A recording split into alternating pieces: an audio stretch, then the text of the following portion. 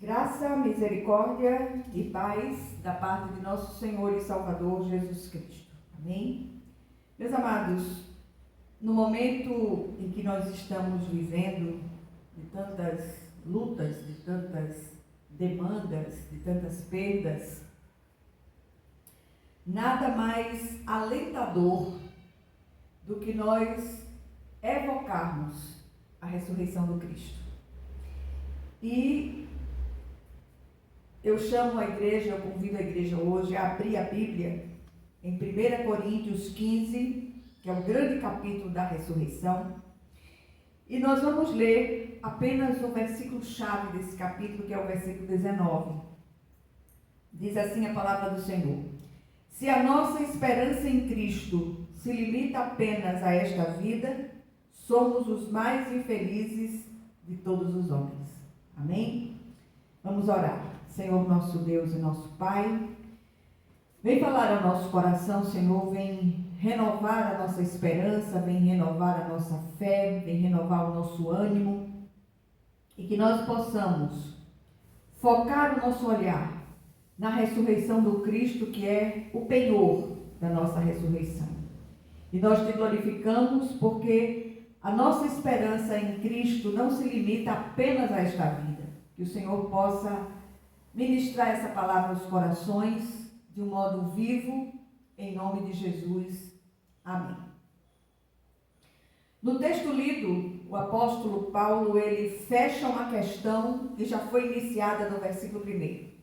Nesse contexto todo, do qual lemos apenas o versículo-chave, como foi dito, o apóstolo fala aos seus leitores em Corinto sobre a importância da ressurreição de Cristo, que é o cerne do Evangelho da Graça e a razão maior da confissão da nossa esperança. Por isso, não dá para falar em esperança de cristão sem mencionar a ressurreição do Cristo.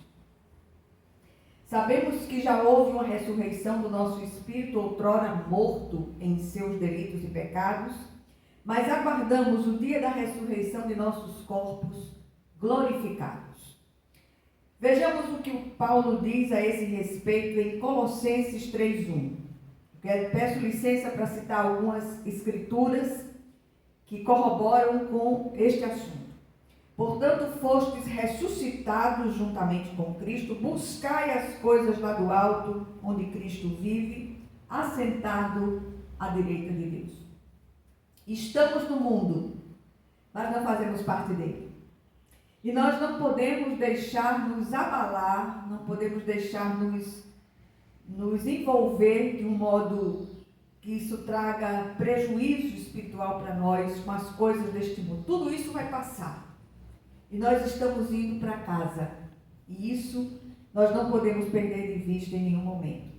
Nesse capítulo 15 de 1 Coríntios, o apóstolo fala da ressurreição do Cristo, fato que acontecerá. Aliás, a ressurreição do corpo, do nosso corpo, fato que acontecerá na segunda vinda do Cristo. Essa é uma realidade que não podemos perder de vista, do contrário, todo o Evangelho se esvaziaria de sentido, bem como a razão da esperança que é em nós. Jesus Cristo em nós é a esperança da glória. Ser cristão não é apenas ter fé na pessoa do Cristo. Antes, ser cristão é aquele que crê no Cristo vivo, ressurreto, como revelado na mensagem integral do Evangelho. O Evangelho é mais que o perdão dos pecados e a regeneração do espírito morto.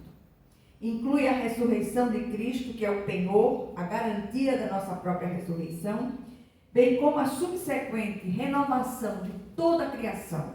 Tudo se fará novo. A revelação do Evangelho tem uma repercussão em todo o cosmos. Não apenas no momento presente, mas por toda a eternidade. E aí eu queria trazer algumas considerações para a compreensão do texto. Corinto era uma cidade grega e os gregos não criam na ressurreição dos mortos. Quando Paulo pregou em Atenas e declarou que Cristo havia ressuscitado, alguns creram, outros zombaram. A maioria dos filósofos gregos considerava o corpo humano uma prisão e aceitava a morte de bom grado por achá-la uma libertação daquele cativeiro. Essa crença, de certa forma, havia se infiltrado na igreja e Paulo teve que confrontá-la duramente.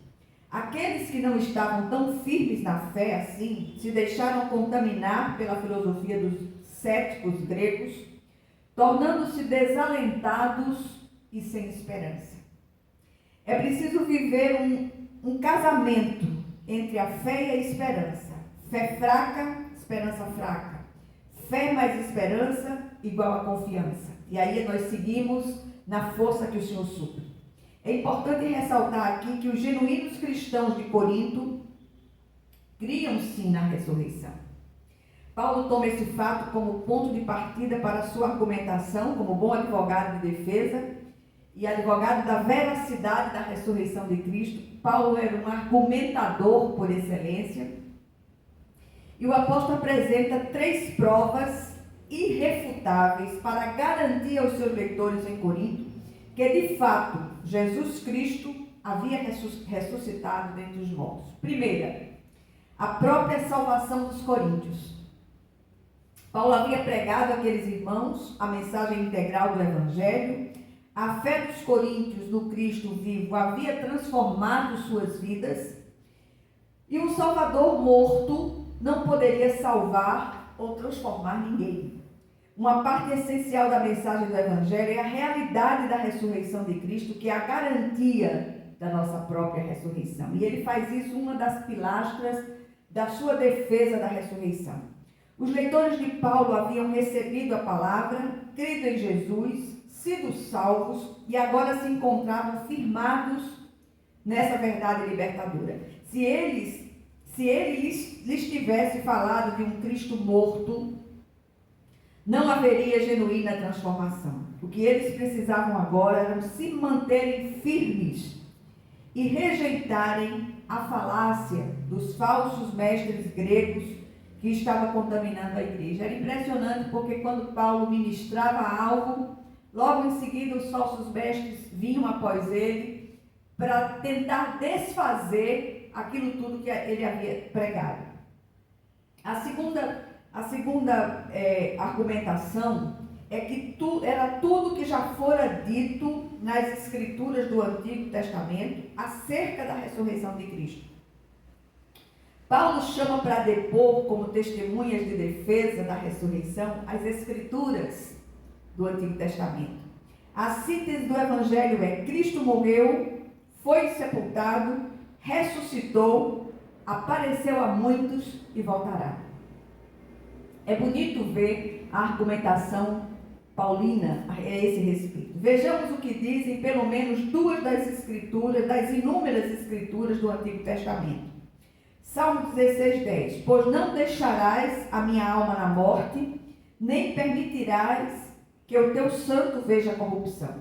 Em Isaías 26:19 diz: os vossos mortos e também o meu cadáver viverão e ressuscitarão. Despertai e exultai os que habitam no pó, porque o teu orvalho, ó Deus, será como o orvalho da vida, e a terra dará a luz aos seus mortos. Terceira argumentação paulina: Cristo foi visto por muitas testemunhas e finalmente por ele próprio. A primeira testemunha foi Maria Madalena. Apareceu a Pedro e aos demais discípulos. Tiago, meu irmão, o meio-irmão de Jesus, o viu ressurreto. Depois foi visto por mais de 500 irmãos de uma só vez. Todavia, uma das principais testemunhas desse evento, repito, foi o próprio Paulo.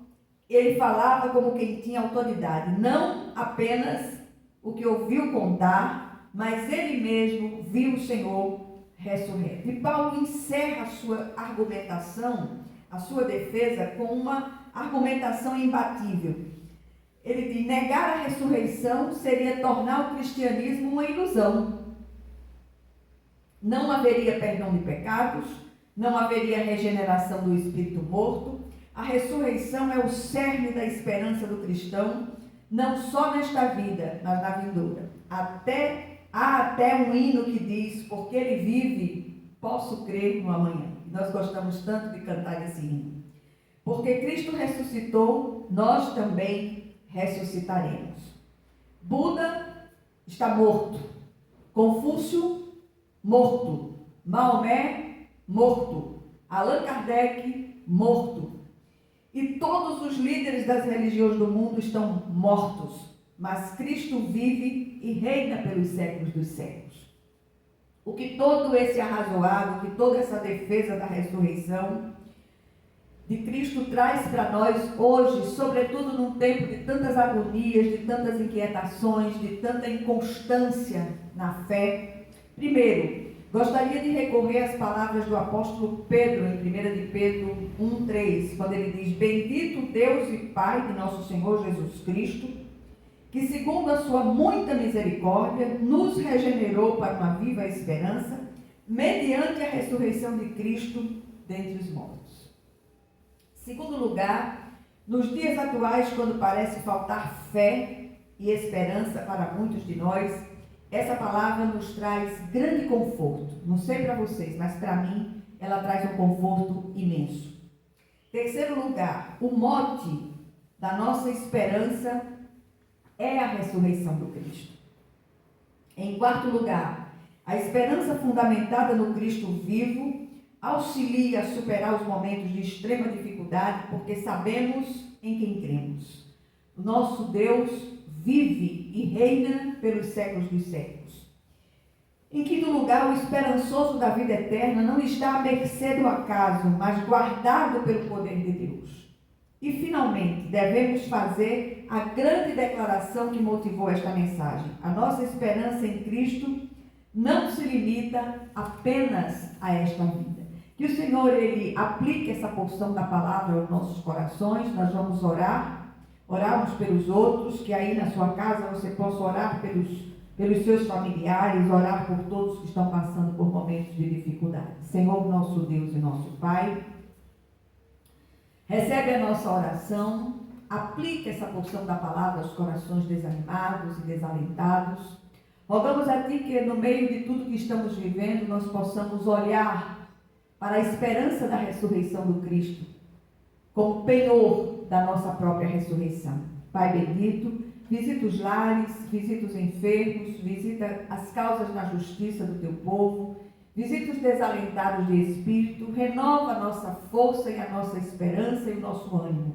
Que tudo seja para a honra e glória do Teu nome, em nome de Jesus. E que a graça de nosso Senhor e Salvador Jesus Cristo, o amor infinito de Deus, o nosso Pai Celestial, que as consolações e comunhão do Santo Espírito estejam com todos vocês e com todo o povo de Deus, espalhado por toda a face da terra, desde agora e para todo o sempre.